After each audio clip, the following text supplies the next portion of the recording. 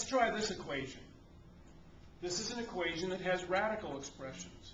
Now, with our equations with radical expressions in the past, our approach has been to isolate one of the radical expressions and then raise both sides of the equation to the appropriate power in order to undo that root. So if we took that approach here and we were to let's isolate the fourth root of x on one side of the equation by subtracting the square root of x and adding 2 to both sides.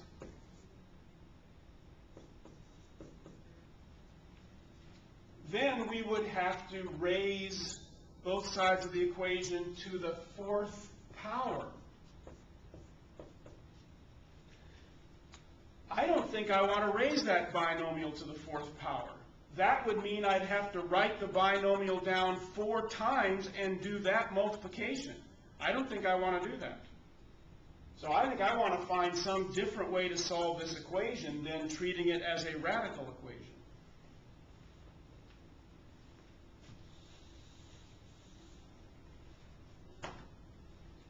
Fortunately, we can do that. If we think about what square roots are equivalent to in terms of rational fraction exponents. The square root of x, that would be x to the 1/2 power. The fourth root of x would be x to the 1/4 power. And now, what we have is an equation that is quadratic in form. I have an equation where one term has a variable and another term has the square of that variable. Remember, if we squared x to the 1/4, you raise a power to a power by multiplying. So x to the 1/4 squared would be x to the 1/4 times 2. 1/4 times 2 is 1/2, x to the 1/2. So I can solve this one as an equation quadratic in form using my substitution technique. I'm going to let y equal x to the 1/4, so y squared would be x to the 1/2. It's very important to be able to switch between the radical expression and the rational exponent expression.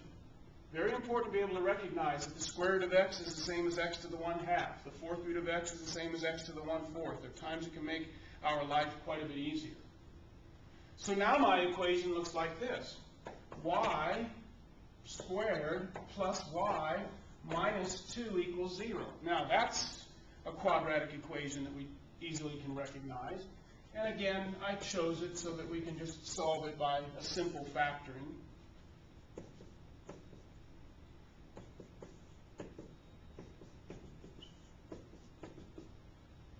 So our two solutions to this modified equation are y equals -2, y equals 1, and now we'll substitute back. So if we substitute back, what did we replace y, or what was y replacing? X to the 1/4.